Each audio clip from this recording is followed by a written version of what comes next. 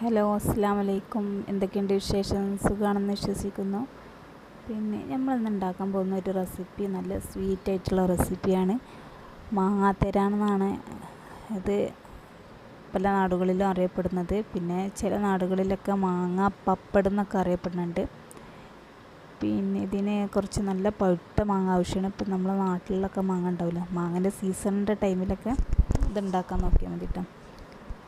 നല്ല പഴുത്ത മാങ്ങയാണ് ഏറ്റവും നല്ലത്. പിന്നെ പഴുപ്പ് കുറവുണ്ടെന്നുണ്ടെങ്കിൽ, മധുരം കുറവാണെന്നുണ്ടെങ്കിൽ കുറച്ച് പഞ്ചസാര ആവശ്യമാണ് ഇതിനേക്ക്.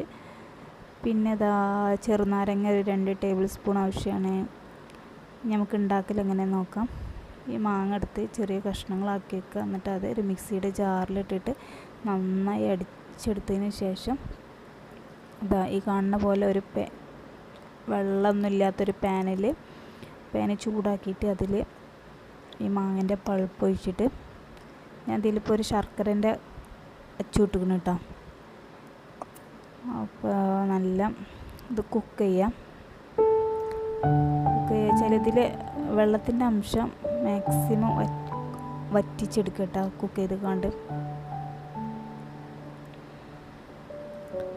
നല്ല ഫസ്റ്റ് ഹൈ ഫ്ലെയിമിൽ ഇട്ടോളി, പിന്നെ അതിന് ശേഷം കുറച്ച് ലോ ഫ്ലെയിമിലാക്കിക്കാണ്ട് കുക്ക് ചെയ്യാം.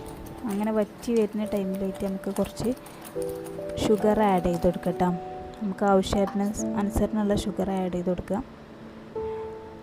അപ്പോൾ അത് കുറേ നല്ല വറ്റി ഇതായി വന്നിട്ടുണ്ട്. ഈ ടൈമിൽ നമ്മൾ നല്ല ഇളക്കി കൊടുക്കണം കേട്ടോ. ഇടയ്ക്കിടയ്ക്ക് ഇളക്കി കൊടുക്കണം, അല്ലെങ്കിൽ അടി പിടിച്ച് പോവും. ഇതിൻ്റെ ഇടയ്ക്ക് ഞാൻ കുറച്ച് ഇതില്ലേ നാരങ്ങ നീരൊക്കെ ചേർത്തിട്ടിട്ടുണ്ട്, 2 ടേബിൾ സ്പൂണോളം. പിന്നെ ഇത് ഇത്രയും കുക്കായതിന് ശേഷം ഒരു പ്ലേറ്റിൽ ഓയിൽ ഉണ്ടാവില്ലേ, ഓയിൽ തടവിയാൽ മതി. ഈ നെയ്യ് അങ്ങനത്തെ ഇതൊന്നും പുരട്ടരുത്തിട്ട്. അപ്പോൾ നമ്മൾ മാങ്ങാത്തരക്ക് വേറൊരു ടേസ്റ്റ് ആയിരിക്കും. അതേപോലെ വെളിച്ചെണ്ണ ഒന്നും പുരട്ടി കൊടുക്കരുത്. ഏറ്റവും ബെസ്റ്റ് ഓയിൽ സൺഫ്ലവർ ഓയിലാണ്. പിന്നെ അത് ഒരു ദിവസത്തെ വെയിലൊക്കെ കൊള്ളിച്ചിട്ട് നമുക്ക് ഇഷ്ടമുള്ള ആകൃതിയിൽ അതെടുത്ത് സൂക്ഷിച്ച് വെക്കാം. നമുക്ക് കട്ട് ചെയ്യണമെങ്കിൽ കട്ട് ചെയ്ത് സൂക്ഷിക്കാം, അല്ലെങ്കിൽ അതേപോലെ സൂക്ഷിച്ചാൽ.